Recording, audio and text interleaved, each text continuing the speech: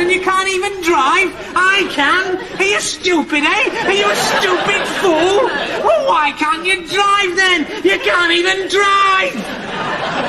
A bit grey today, isn't it? Well, hello everyone. I hope you're sitting comfortably and have got a cup of Nescafe Gold. Or you may have some tea, maybe. Weak lemon drink, perhaps. I hope you're sitting comfortably, because it's time for the deepest law. On this stream, I'm going to be providing in-depth analysis of two of my favourite childhood films, both of which I watched dozens of times, if not hundreds, when I was a kid. These films are Mary Poppins and Willy Wonka and the Chocolate Factory. However, I'm not going to be analysing them as films as such, but rather for their philosophical and political content. These will be reviews of the films, the likes of which you have not seen before. However, I will not be showing clips and stills from the films, just their front covers. Treat this more like an audio review, if you like. Alright, so let us begin. Mary Poppins, released in 1964, is one of Walt Disney's bona fide masterpieces. The main character of the film, its protagonist, is not Mary Poppins, but George Banks, the father of Michael and Jane, husband to Winifred and a junior partner at the Bank of England. The film is set in 1910, before World War I, when Britain was the chief superpower in the world and the empire still in full pomp and circumstance. There is a supreme confidence to the London of the film, which looks bright and gorgeous. It's a vision of England that, even in 1964, no one living will ever know again. However, the film does not have an entirely uncritical view of the Britain of 1910. While it seems an incredibly pleasant place, there are some problems inherent in the worldview of Mr. Banks himself. George Banks is the living embodiment of British utilitarian positivism. There is a refrain throughout the movie that he can't see past the end of his own nose. But that is because he is, as Thomas Carlyle might put it, a bean counter, enthralled to the dismal science. He knows the price of everything, but the value of nothing, as the cliche goes. There are still, however, many things to admire about George Banks as he strides about his house. First is his natural imperiousness. Near the start of the film, the children, Jane and Michael, have gone missing. It takes almost 4 minutes of screen time and 15 minutes within the world of the film for him to realise this, because first he must finish his song. His wife continually tries to tell him that they're gone, but he pays her no mind whatsoever. And then, by the time he finishes, then goes, "Winifred, where are the children?" This is not just a good punchline to a gag, but also reveals a degree of masculine self-absorption and self-importance that we must ultimately commend. Let us analyse the lyrics to the song he sings.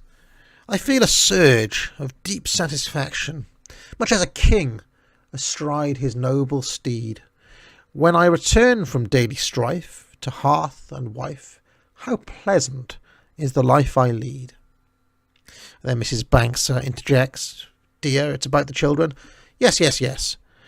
So immediately we see Banks as a proud, imperial patriarch who is the lord of his own manor, embodying the sense of supreme self-confidence that was in the air of the Britain of this moment. And the film does not condemn this.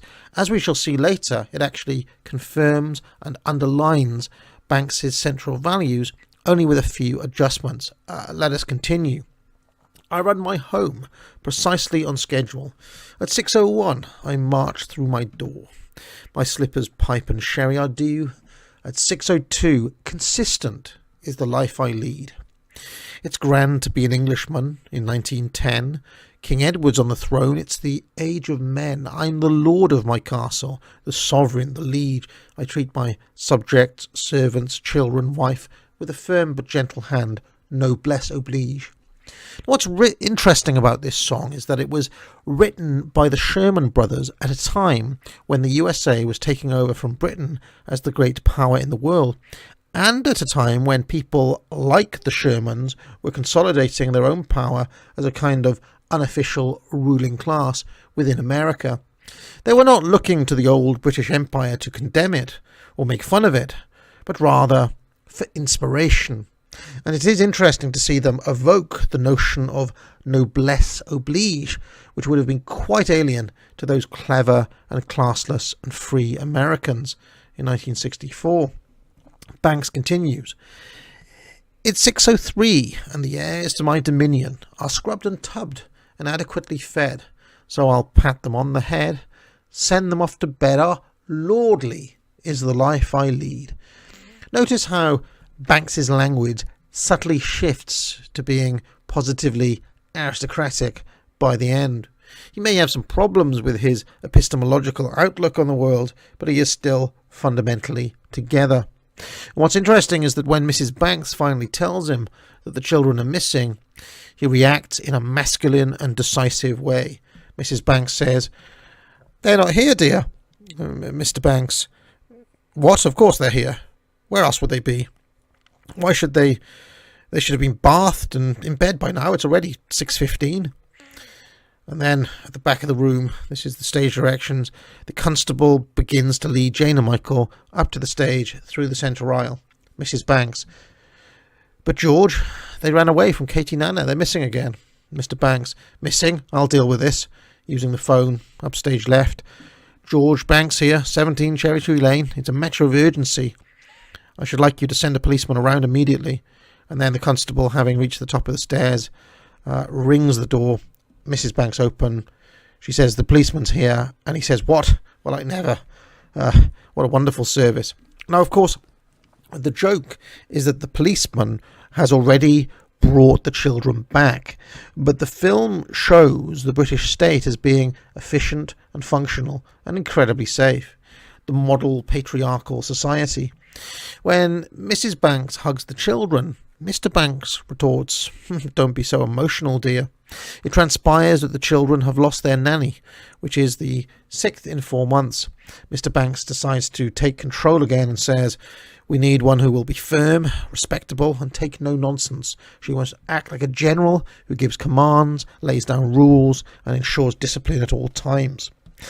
But then the children write their own letter for their perfect nanny. They want a nanny, in contrast to the one that Banks asked for, who has a cheery disposition, who plays games of all sorts, who will take them on outings, who won't scold and dominate them. Mr. Banks promptly throws the letter into the fire, and of course the pieces of that letter float up, and it's this letter that ultimately draws Poppins into their lives. And when she's hired, it quickly becomes obvious to the children and to the audience that Mary Poppins is everything they've ever wanted, practically perfect in every way. But what the audience might miss, even from her very first scene, is that she mentions that she is also quite firm. And the kicker to the whole film, perhaps less obviously, is that Mary Poppins is the nanny who can give commands, who is firm, who ensures discipline at all times. That is, she is the nanny that Mr. Banks wants too. She is in fact the perfect Edwardian nanny. And while it is easy to spot the Poppins that the children want, in the famous scenes where they're magically tidying up their room, jumping into chalk pictures, having the tea party on the ceiling, the Banks version of Poppins might need a little bit of teasing out. She always sticks to the rules. She always picks up on any misdemeanors from Jane or Michael. For example, at one point, Michael is lolloping with one foot on the pavement and one on the road, and she very quickly upbraids him. When they have the horse race in the chalk picture, Poppins insists on leaving to keep the schedule. She takes every Thursday off, and we see her stick to this religiously. When they have the tea party on the ceiling, she insists on cutting it short to stick to the schedule, even though it makes everyone sad and makes Uncle Albert cry. In fact, Poppins in many ways is just as imperious as Mr. Banks. She practically always gets her own way. She takes no nonsense from anyone at all. She owns everybody that she comes across, including Mr. Banks. In one scene, Mr. Banks is in a particularly bad mood, and he's gearing up to fire Mary Poppins, and he launches back into his earlier song with some more verses. He says, "A British nanny must be a general. The future empire lies within her hands. And so the person that we need to mould the breed is a nanny who can give commands. A British bank is run with precision. A British home requires nothing less. Tradition, discipline and rules must be the tools. Without them, disorder, catastrophe, anarchy. In short, we have a ghastly mess. A British bank is run with precision. A British home requires nothing less. Tradition, discipline and rules must be the tools. Without them, disorder, chaos, moral disintegration. In short, you have a ghastly mess." But then Mary Poppins disarms him by chirping in herself. She says, "I quite agree." Now, some of the audience may be thinking, well, does she really agree with her? It's quite an old school set of values that Banks outlines there. Does Poppins really agree, or is it just some stratagem from her? But I actually think she does agree. But anyway, Banks continues. He says, "The children must be moulded, shaped and taught, that life's a looming battle to be faced and fought. In short, I'm disturbed to hear my children talking about popping in and out of chalk pavement pictures, consorting with racehorse persons, fox hunting. Yes, well, I don't mind that so much. At any rate, it's tradition. But tea parties on the ceiling? I ask you, having tea parties on the ceiling and highly questionable outings, or any other kind, if they must go on outings, these outings ought to be fraught with purpose, yes, and practicality. These silly words like," and then Poppins butts in, "supercalifragilisticexpialidocious," and popping through pictures, have little use, fulfill no basic need. Note Banks's utilitarianism coming in again. He can't actually see the function of those outings, which do actually have a use. He just can't see the use of the outings that Poppins has taken them on. Obviously, we have seen them, but he thinks they're a waste of time, and obviously they're not a waste of time. Anyway, he says they've got to learn the honest truth. Despite their youth, they must... And then Poppins cuts in herself about the life you lead. And Banks now, he's on side with Poppins. Exactly. And this is Poppins now, inserting her own verses. She says, "They must feel the thrill of totting up a balanced book, 1,000 ciphers neatly in a row, when gazing at a graph that show the profits up. A little cup of joy should overflow. Precisely, it's time they learnt to walk in their footsteps, to tread your straight and narrow path with pride. Tomorrow, just as you suggest, pressed and dressed, Jane and Michael will be at your side." And now Poppins persuades Mr. Banks to take the children to the Bank of England, where he works. Now, there is actually nothing in Mr. Banks's basic view of the world with which Poppins disagrees. She would prefer that he was less utilitarian and more in touch with his human side, let's just say. But in terms of his values, his traditional values, she doesn't actually disagree with him at all. It's just a case of his epistemology, I guess. Poppins' view of Banks is a little like the German idealist critique of Anglo-utilitarianism. He is missing crucial aspects of life by viewing it through a purely materialist lens. Anyway, while we are At the bank, we are treated to perhaps the most imperialistic song in the whole film. Fidelity Fiduciary, perhaps one of the most intelligent songs ever penned for a kids' movie. And this is Banks and his colleagues, his senior colleagues at the Bank of England. They say, if you invest your tuppence wisely in the bank, safe and sound, soon that tuppence safely invested in the bank will compound. And you'll achieve that sense of conquest as your affluence expands in the hands of the directors who invest as proprietary demands. You see, Michael, you'll be part of railways through Africa. Exactly. Dams across the Nile. The ships, tell them about the ships. Fleets of ocean greyhounds. Majestic, self-amortizing canals. It fires the imagination. Plantations of ripening sea, all from tuppence, prudently, fruitfully, frugally invested in the, to be specific, in the Dawes, Tomes, Mousley, Grubbs, Fidelity, Fiduciary Bank. Now this is a genuinely exciting, vital vision of empire based on sound Victorian economic principles, saving as the basis for genuine capital investment. And they continue. Now, Michael, when you deposit your tuppence in the bank account, soon you'll see that it blossoms into credit of a generous amount semi-annually, and you'll achieve that sense of stature as your influence expands to the high financial strata that established credit now commands.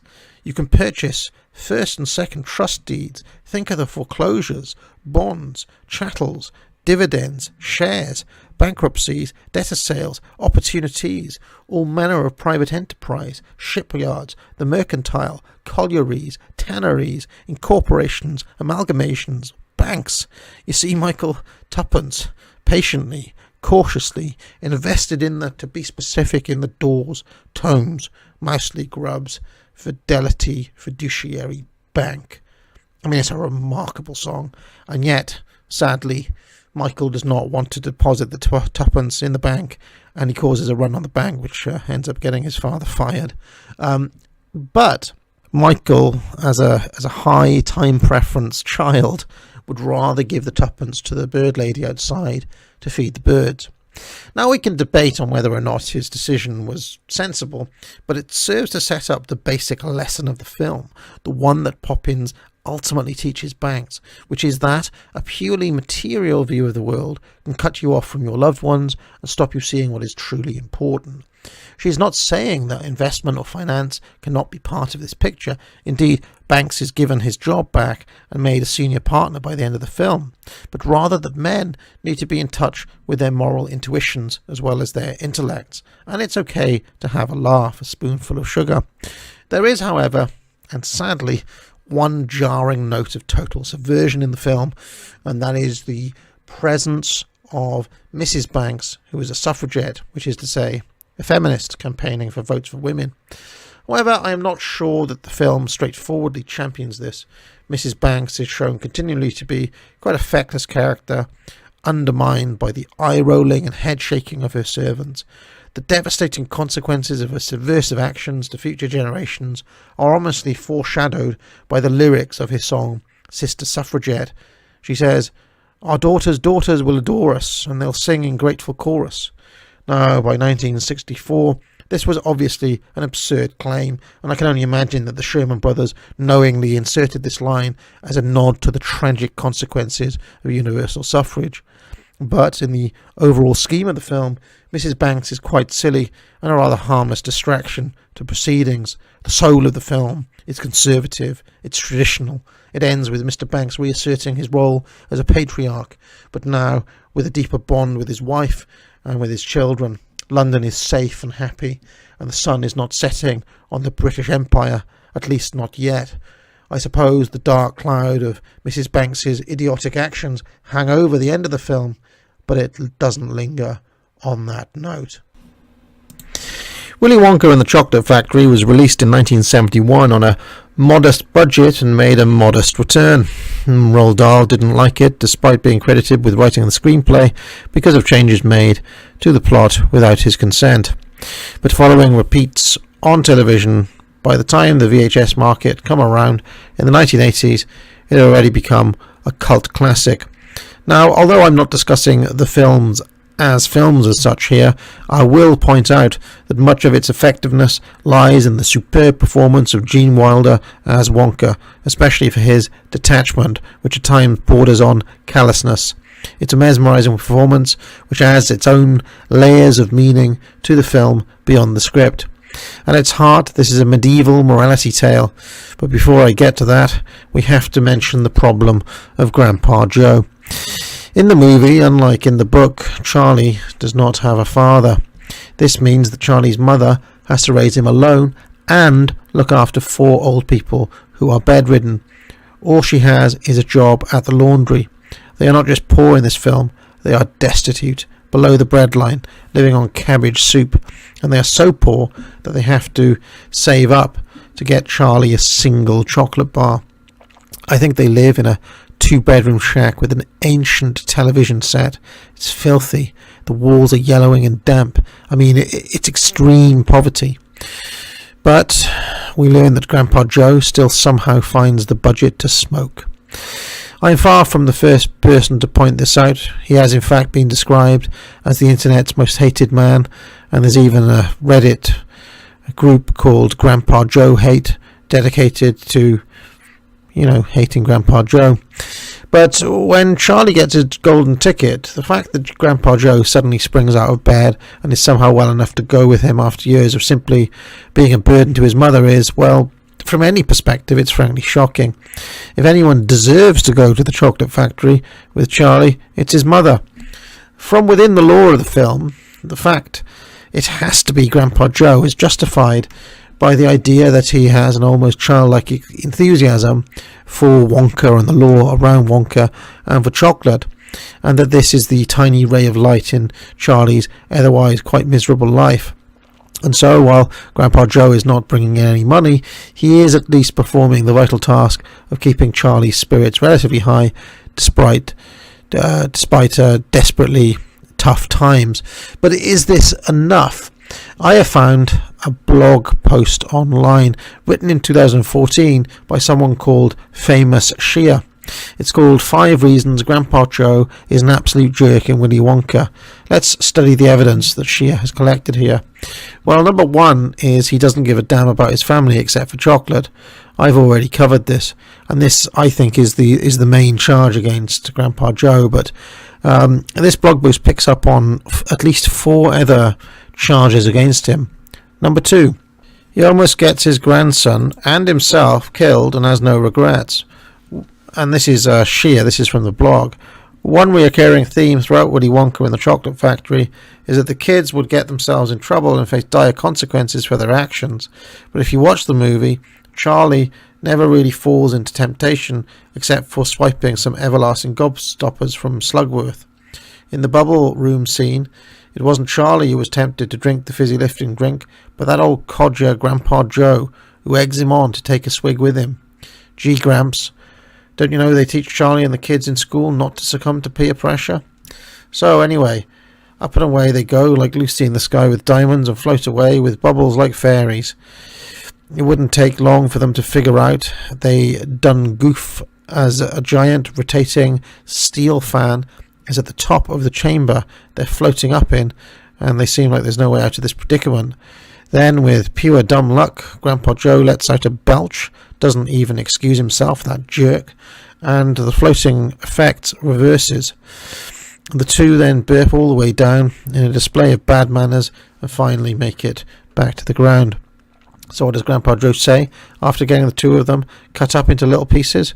Come on, Charlie, let's catch up with the others. No apologies, no regrets, no nothing. This old bastard is determined to get a lifetime supply of chocolates, even if it means life or death. So, yeah, I mean, this is a fair point. It's actually implied in the film. just through the way he behaves and is dressed. I mean, he's kind of got this almost like 1930s hobo vibe about him, that Grandpa Joe is a bit of a chancer, and he's a dodgy character. Certainly, he shows himself to be a man of low moral fibre in this scene, as described by the blogger here, and this retroactively makes the fact that he's been poncing off Charlie's mother even worse. And this is the third point from the blogger. He shows no concern over the welfare of others, especially children. This is Shia. He says he doesn't give a damn about his family. I think we should have care and compassion for others? Of course not. At the beginning of the Chocolate Factory tour, it is known that Grandpa Joe hates kids. Granted that all of them were brats. Notice how none of the other parents brutally berates them. Props to say no to Grandpa Joe for properly pointing out moments in the film where Joe shows his bitter side during the tour. So there's this group called Say No to Grandpa Joe that keeps pointing out the bitter moments from Grandpa Joe. This old bugger is quite unfazed, seeing kids in situations where they'll likely meet their ultimate demise. For example, when Violet is up to the point where she's going to explode her guts all over the place as a bursting blueberry, Grandpa Joe just stands there and mutters to himself that she got what she deserved. He's particularly nasty with Ruka Salt. Again, while she herself is a no-good rotten brat, Grandpa Joe is the only one who shreds her to pieces by putting the verbal smackdown on her. And when she and her dad fell down the chute into the incinerator, he was gleeful those two were out of the question. While you can argue that Willy Wonka himself didn't show any sign of concern for the misbehaved kids, at least he knew for the fact that they'll be completely restored to their normal, terrible old selves. But not old Joe boy. He's just glad every other kid on the tour is presumably dead, so he and Charlie can get all the chocolate. Now, this analysis from the blogger is 100% true. Although most of Grandpa Joe's negative opinions of the children is justified in the course of the film, he does seem especially nasty in these moments, and there's a hint of some seething underlying bitterness and resentment to him. We do not know anything about Grandpa Joe's history or background other than the fact that he's been leeching from his daughter for years. So maybe he does have a lot of pent-up resentment against other people for some reason. So the fourth point from the blogger, he's somewhat of a sexual deviant.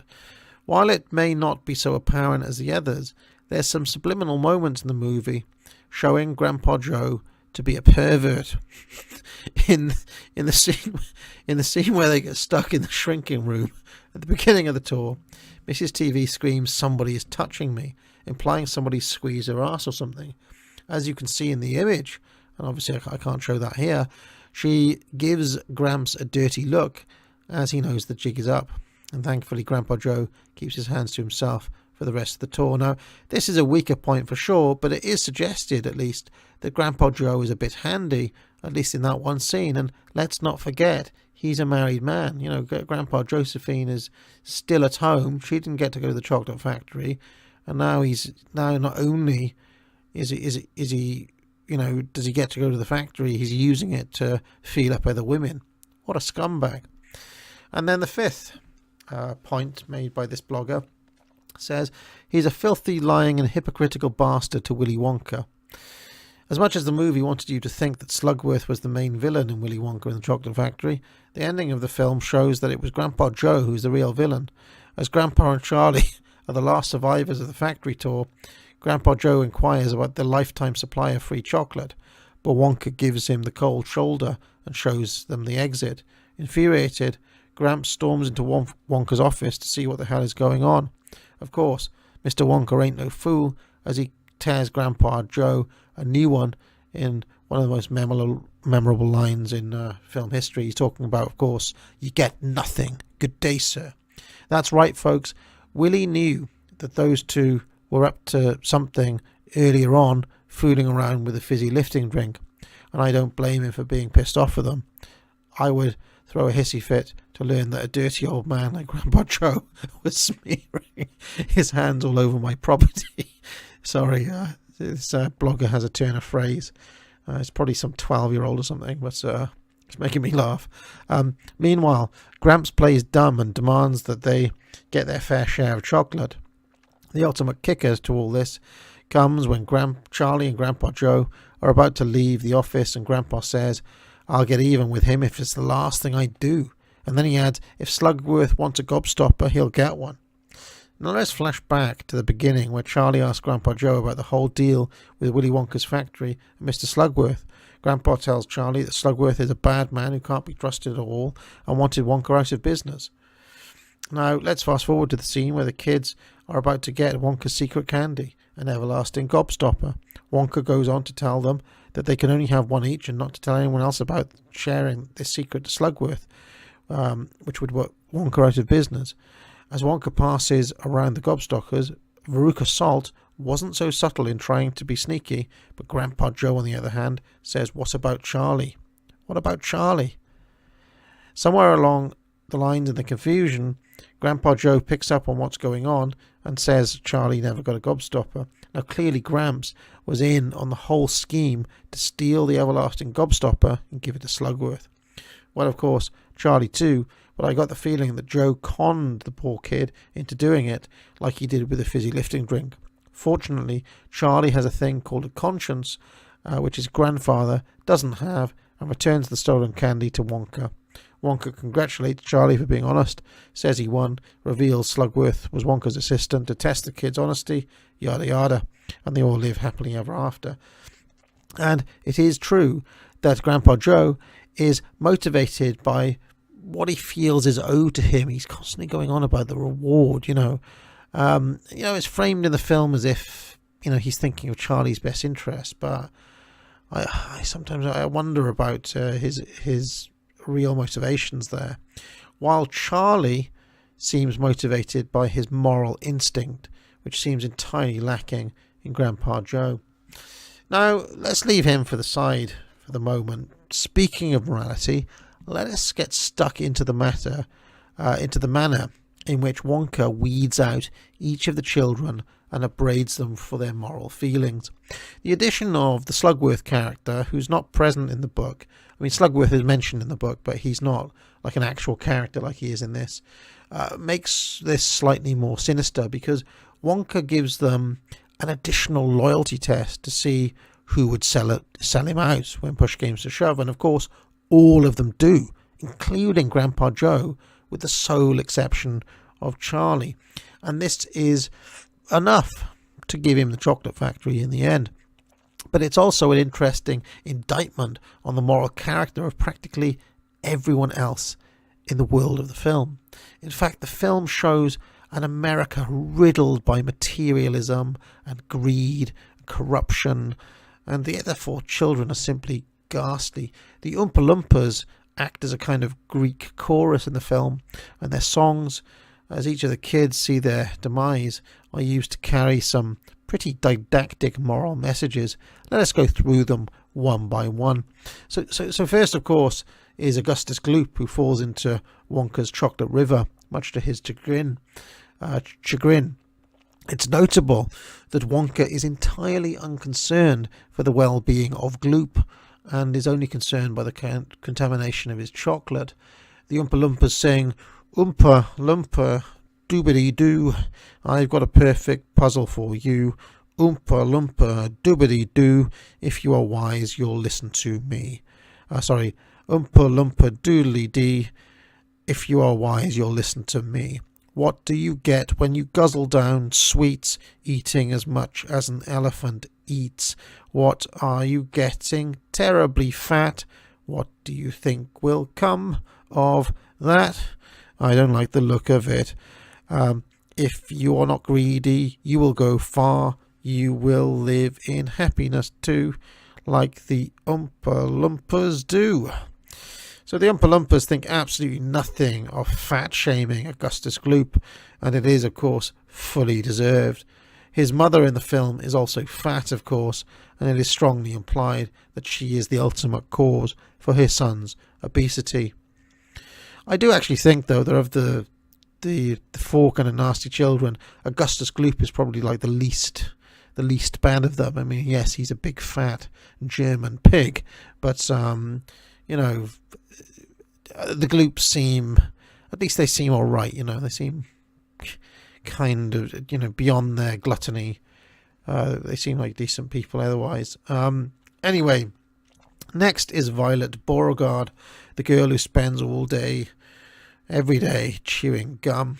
She is depicted in the film as a loathsome, loudmouth brat with a sleazy car salesman father. Again, it is strongly suggested that Violet's lack of general manners is the result of having no decent role models in her life. And then the Oompa Loompas kick in. Oompa Loompa doobity doo, I've got another puzzle for you. Oompa Loompa doobity dee, if you are wise you'll listen to me. Chewing gum's fine when it's once in a while, when it stops you from smoking and brightens your smile. But it's repulsive, revolting and wrong, chewing and chewing all day long, the way that a cow does. Oompa Loompa doobity dee da, given good manners you will go far, you will live in happiness too, like the Oompa Loompas do. Now to all this, Wonka's only reaction is to say, well, well, well, 2 naughty, nasty little children gone, 3 good, sweet little children left. The next kid to go is perhaps the biggest brat of them all, Veruca Salt. I should mention here that the actress who plays her, Julie Dawn Cole, gives a superb performance, as does the amazing British comedy actor Roy Kinnear playing her father. Aside from Wilder, these are likely the best performances in the film. The characters are utterly realised, and Mr. Salt is the ultimate doting, elbowing parent. Veruca Salt is not just spoiled, she's almost sadistic. The point of her tantrums is not really because she wants anything at all, but rather to test whether her father can actually achieve the demand.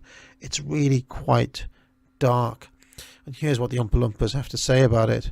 Oompa Loompa doobity doo, I've got another puzzle for you. Oompa Loompa doobity dee, if you are wise you'll listen to me. Who do you blame when your kid is a brat, pampered and spoiled like a Siamese cat? Blaming the kids is a lie and a shame. You know exactly who's to blame. The mother and the father.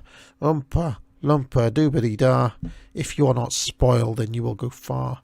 You will live in happiness too, like the Oompa Loompas do. Now, what's kind of interesting here is that the morality of the film, as well as that of Wonka himself, has no trouble punishing the child, even as it recognises that the ultimate blame lies with the parents. And I like that. It's almost unfair. But it's also a moral absolutism that is quite rare in movies made since about 1965. And finally, there's Mike TV, who is, like the other American kid in the film, totally loud and obnoxious and lacking in even basic manners. He is the flip side of Violet Beauregarde, if she represents the vapid and hollow world of bubblegum, perhaps bubblegum pop, certainly of, addictive substances. He represents the gaudy world that comes through the television set. Between them, they are a near total condemnation of American culture, which I can only assume is rooted in Roald Dahl sensibilities rather than those of the Americans who actually made this film.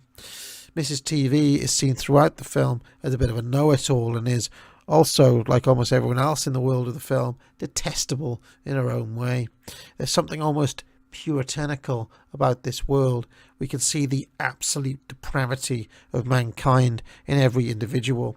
People are not just sinners, they are grotesque, self-seeking, profane. They have unlimited appetites, as Machiavelli would put it. Oompa Loompa doobity doo, I've got another puzzle for you. Oompa Loompa doobity dee, if you're wise you'll listen to me. What do you get from a glut of TV? A pain in the neck and an IQ of 3. Why don't you simply try reading a book? Or could you just not bear to look? You'll get no commercials. Oompa Loompa doobity da, if you're not greedy you will go far. You will live in happiness too, like the Oompa Loompas do. And like that, my TV is gone. What I really like about this film's moral vision, which is basically Wonka's vision, is that there's a deep misanthropy in it. It's so unforgiving. It's like an old school Carlylean, justice as revenge. Wonka has already shut out the rest of the modern world. He's revolting against the modern world, if you like. Wonka is a man among the ruins. He's been riding the tiger for many years. And then when he does invite the outside world in, it's only to metaphorically destroy it with his own moral absolutism. So for my money, Wonka should be considered a reactionary hero. Alright, let's leave it there for today. If anybody sent any super chats or anything else in, I'll have to catch up with them at another time, because as you're watching this, I'll be out picking up the keys to AA Lodge, which I found out actually that I'm not going to be able to access until mid-November, which is slightly irritating, but there we are. Remember, courses at the academic agency. There's a sale, autumn 25. Cigar stream back tomorrow night. Be sure to check out the reading on Skeptical Waves. We're doing Jihad versus McWorld. And most importantly of all, boys and girls, and you, Billy, at the back, and you, I can see you all in chat there. Most importantly of all, get out.